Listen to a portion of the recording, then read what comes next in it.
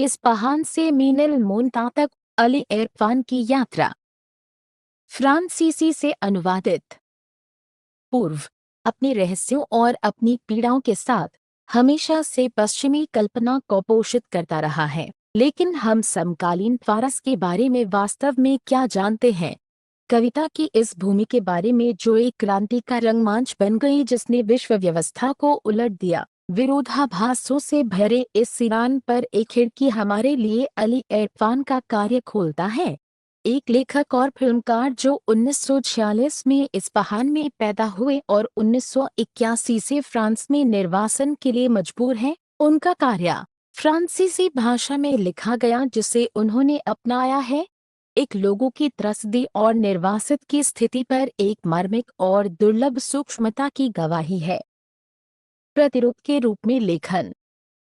अत्याचार और कट्टरता की बेतुकेपन से पीड़ित आत्माओं की जांच करने की अपनी कला में कई लोग अली इरफान को महान सादिक हिदायत के योग्य उत्तराधिकारी के रूप में देखते हैं। उनका लेखन हमें एक कठोर और निर्मम दुनिया में डुबो देता है, जहां इमामों के मतभ्रमित दर्शन का आतंक राज करता है। एक ऐसी दुनिया जो Ma femme est une sainte. मेरी पत्नी एक संत है कि सताई गई महिलाओं, Le dernier poète du monde. दुनिया का अंतिम कवि के उत्पीड़ित कलाकारों, Les damnés du paradis. स्वर की अभिशप्त की शापित आकृतियों से आबाद है।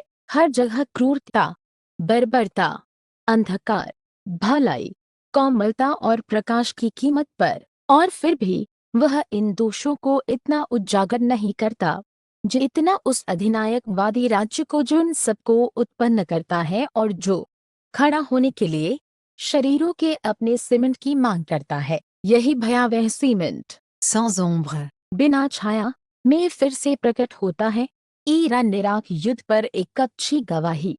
भयावह कत्ल खाना जिसने बारूदी सुरंगों पर चलने के लिए भेजे गए बच्चों का खून तक पी लिया। आदेश स्पष्ट था, एक टुकड़ी को बारूदी सुरंगों पर चलना था। लगभग 10 स्वयंसेवक पहले ही उठ खड़े हुए थे। यह अविश्वसनीयता।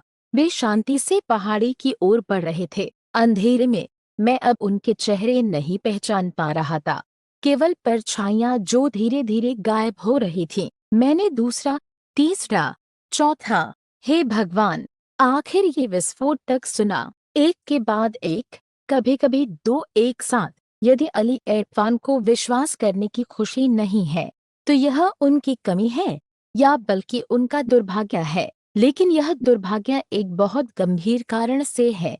मेरा मतलब है वे अपराध जो उन्होंने एक धर्म के नाम पर किए जाते देखे हैं, जिसके सिद्धांतों को विकृत कर दिया गया है और उनके वास्तविक अर्थ से भटका दिया गया है। विश्वास पागलपन बन गया है। उसने बिना जल्दी के एक मोटी फाइल खोली, एक पत्र निकाला, उसकी जांच की और अचानक चिल्लाया, इस महिला को जूट के बोरे में बंद करो और उस पर पत्थर फेंको जब तक कि वह कुत्ते की तरह मर ना जाए। और वह जारी रखा, वही इशारा दोहराते हुए, उसके लेखन को हिलाते हुए जो ईश्वर की ओर यात्रा कर चुका था।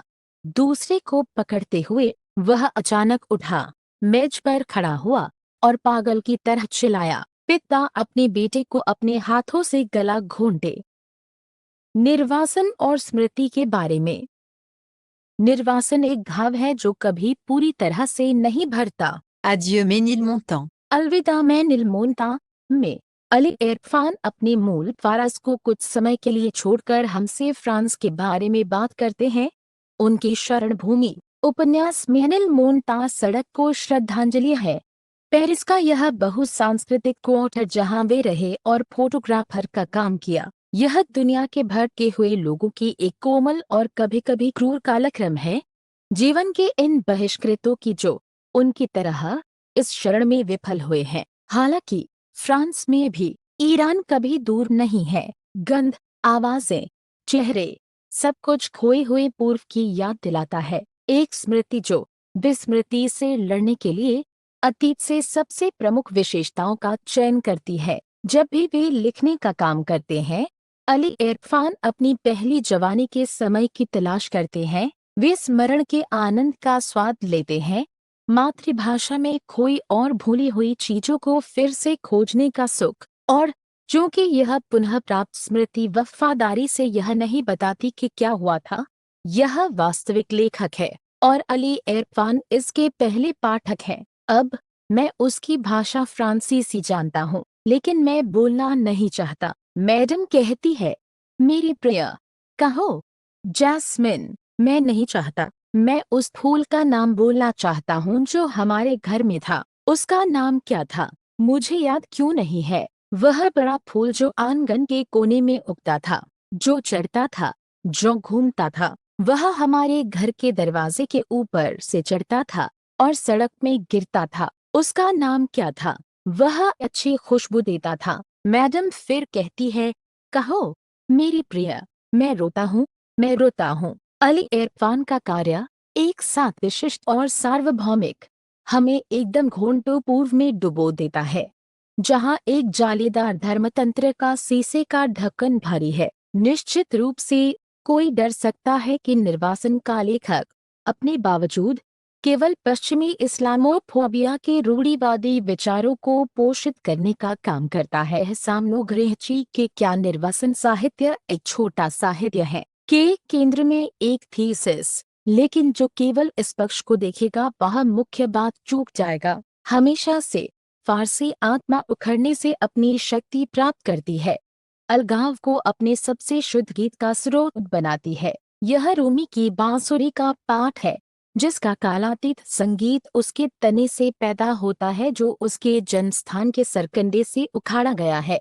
सरकंडे की बांसुरी को एक कहानी सुनाते हुए सुनो। वह अलगाव की शिकायत करती है, जब से मुझे सरकंडे से काटा गया है। मेरी शिकायत पुरुष और स्त्री को कराहने पर मजबूर करती है। अली इरफान की आवाज इस बांसुरी की तरह दरार के बावजूद नहीं, बल्कि इसके कारण गूंजती है, हानि की क्रूरता को एक मार्मिक राग में बदल देती है।